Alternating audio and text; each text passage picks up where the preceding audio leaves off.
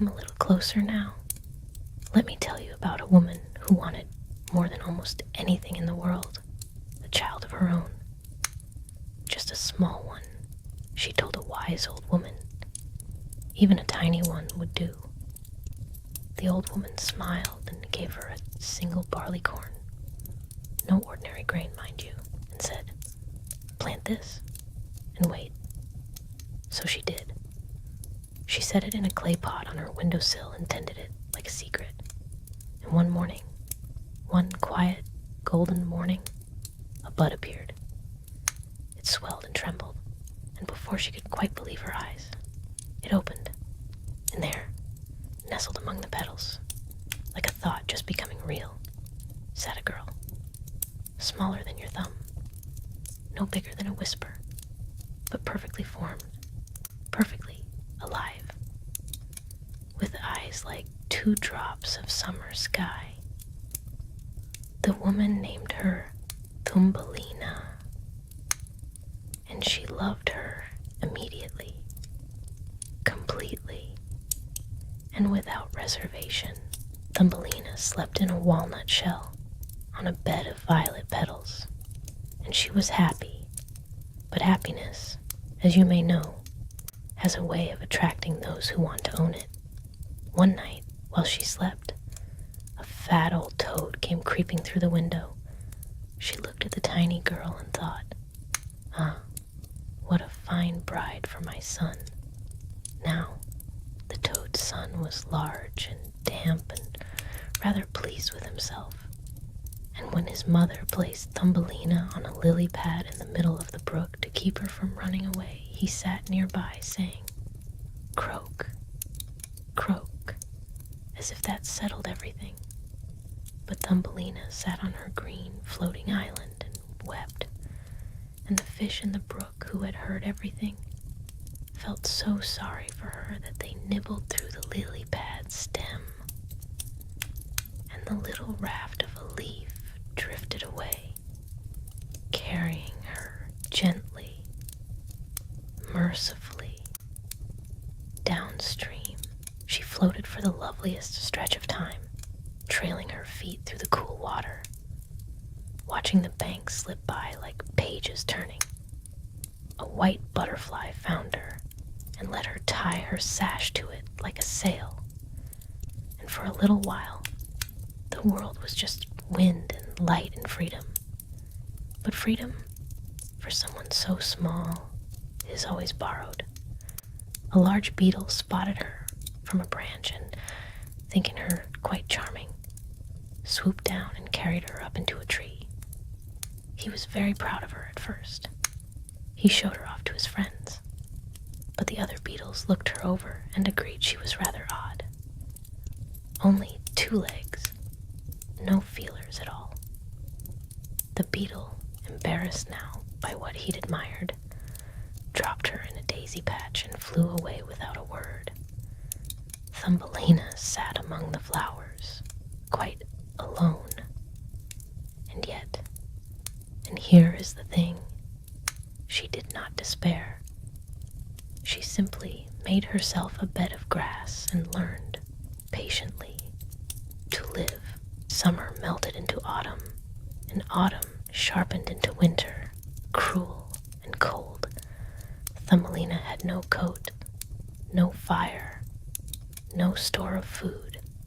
She wandered through the stubbled fields, shivering until she found a small door in the earth beneath a tree root. She knocked, and the door was answered by a field mouse, stout and comfortable, with spectacles and a well-swept home. She asked for just a little food, just a little warmth. The field mouse looked her over, found her neat and polite and useful, and took her in. "Come stay the winter," she said. "You can keep the rooms tidy and tell me stories in the evenings." Now, this was kindness, of a sort, a practical kindness, and Thumbelina accepted it gratefully, because cold and lonely is a far worse thing than busy and sheltered. She told her stories and swept her floors, and tried not to think too hard about what the field mouse might eventually want in return. The field mouse had a neighbor, a mole, rich and learned and thoroughly blind. He wore black velvet and spoke of books and never went outside if he could help it. The field mouse had decided with great confidence that he would make Thumbelina a fine husband. The mole dug a tunnel between their homes, and they were all invited to walk through it. There in the dark passage lay a swallow, wings folded, cold and still. The mole nudged it with his foot and said something dismissive about birds. Dreadful things, always singing, always getting themselves into trouble. Thumbelina said nothing, but that night she crept back to the tunnel alone and pressed her small ear to the bird's chest. A heartbeat, faint as a secret, but there. She wept with relief and tucked grass around it, and returned each day all through the winter, warming it, feeding it, willing it to live. And slowly, oh, so slowly, it did. By the time the earth began to soften with spring, the swallow could lift his head. He told her he was a bird of the south, warm lands, flower-scented air, endless golden light. He asked her to come with him. She shook her head. "The field mouse has been kind to me," she said, "and I cannot leave without a word." "But you must go," she told him. "Go while the passage is open. Go before anyone sees." She held his warm feathered head in both her small hands and wished him well with everything she had. He flew up through the tunnel and vanished into the wide blue morning, and Thumbelina stood alone in the dark earth and felt, for the first time, the shape of the life that was being arranged for her. A life underground, without light, without music, without any sky at all. The wedding to the mole had been set for the end of summer. The field mouse was already sewing the trousseau. The wedding day drew close, like a shadow. On the last morning, before she was to go underground forever, Thumbelina crept outside to say goodbye to the sky. She stood among the pale autumn grasses and looked up, and she let herself feel it all. The grief and the longing and the smallness of herself in this borrowing world that never quite seemed to have a place that was truly hers.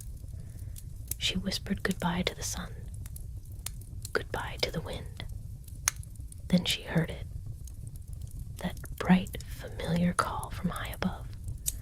The swallow circled down. He had not forgotten. He landed beside her and said, very simply, come south with me." And this time, Thumbelina looked at the mole's dark door and looked at the swallow's open wings, and she chose. She climbed onto his soft back, tucked herself close, and closed her eyes, and the ground fell away beneath her, and the air grew warm, and the world opened like a flower. The south was everything the swallow had promised, warm and scented and alive with color. Flowers tall as trees to her, and rivers bright as ribbon. The swallow set her down on the petal of the largest, most beautiful blossom she had ever seen.